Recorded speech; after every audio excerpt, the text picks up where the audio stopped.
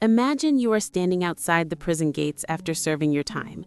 You are free, or at least that is what they told you. But what nobody explained to you, what nobody sat down and made crystal clear, is that the moment you walked out of that door, the clock did not stop. The punishment did not end. It simply changed its shape. It put on a different uniform and it followed you home. It followed you to work. It followed you to every single moment of your daily life. And the name of that new punishment was probation, lifetime probation. And if you think that sounds manageable, if you think that sounds like freedom compared to a prison cell, then stay right here, because what I'm about to tell you will completely change the way you understand the American criminal justice system, and more importantly, it may save your life or the life of someone you love. Let us start from the very beginning so that everyone watching fully understands what we are talking about. Because this topic is not simple, it has layers, and those layers matter deeply. Probation, in its most basic definition, is a court-ordered period of supervision that takes place in the community rather than inside a prison or jail. The idea, at least on the surface, is that instead of locking a person away, the system allows them to live among society, to keep their job, to stay with their family, to rebuild their life. But here's the critical thing that most people do not understand. Probation is not freedom. It is conditional freedom, which means your liberty exists only as long as you follow a strict and often overwhelming list of rules. And those rules can include reporting regularly to a probation officer, submitting to random drug tests, not leaving the state or sometimes even the county without permission, not associating with certain people, not owning a firearm, maintaining employment, paying fines and fees, completing community service, attending counseling or treatment programs, and many more conditions depending on the nature of the original offense. Now, for a standard probation sentence of 1, 2, or even 5 years, these conditions are difficult but manageable. But what happens when the judge sentences someone not to 5 years of probation, not to 10 years of probation, but to lifetime probation? Meaning every single one of those rules, every single one of those restrictions applies not for a few years, but for the rest of that person's natural life. Let me give you a real example, so this becomes concrete and human, not just legal theory. Imagine a man. Let us call him Marcus. Marcus is convicted of a serious offense in his early 30s. He serves 8 years in prison, and when he is released, the judge sentences him to lifetime probation on top of that. Meaning Marcus, now 40 years old, must report to a probation officer every single month for the rest of his life, must submit to drug testing even though his original offense had nothing to do with drugs, must ask for permission before he can travel out of state to visit his sick mother, must keep a stable address even when the economy makes housing nearly impossible for someone with a felony record, and must pay monthly supervision fees that add up to hundreds of dollars every single year. Now, Marcus is trying. Marcus is genuinely trying to rebuild, but life is complicated. Life throws curveballs, and one day Marcus misses a single appointment with his probation officer because he was working a double shift at his job to pay his rent.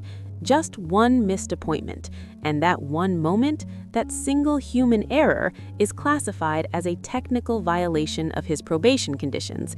And here's where the story turns terrifying, because a technical violation of lifetime probation, depending on the state and the judge, can result in revocation of probation, which means Marcus is no longer supervised in the community. Marcus is now being sent back to prison.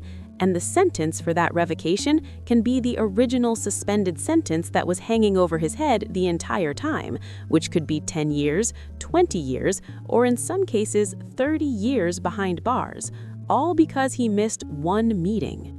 Now, let us slow down and understand the legal mechanism behind this, because it is important and most people have never had it explained to them clearly. When a judge sentences someone to probation, especially lifetime probation on a serious charge, there is almost always a suspended prison sentence attached.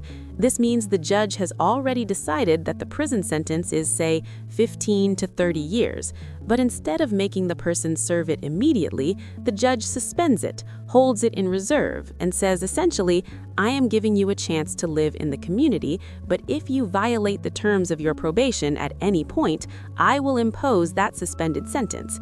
This is the sword hanging over the head of every person on lifetime probation.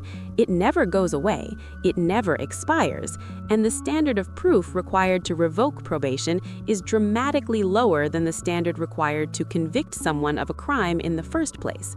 At trial, the prosecution must prove guilt beyond a reasonable doubt, which is the highest legal standard that exists in American law.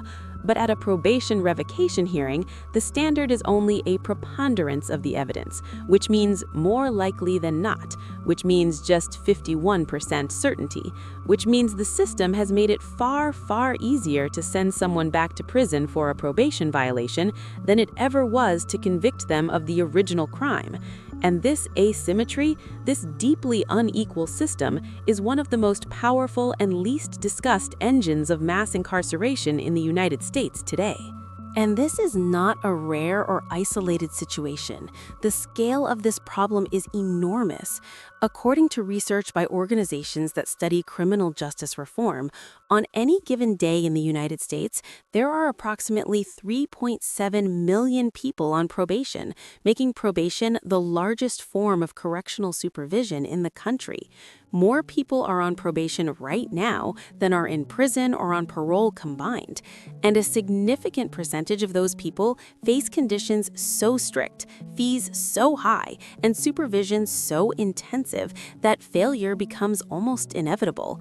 Studies have shown that technical violations, meaning not new crimes but simply failures to comply with administrative conditions like missing a meeting, failing a drug test, or not paying a supervision fee, account for a massive portion of all probation revocations. In some states, nearly 40% of new prison admissions come not from people committing new crimes, but from people violating the terms of their probation or parole, meaning the prison pipeline is fed not just by new criminal activity, but by the failure of people to perfectly navigate an impossibly complex and unforgiving system while simultaneously trying to find housing, employment, and stability with a felony record in a society that makes all of those things exponentially harder once you have been convicted of a crime.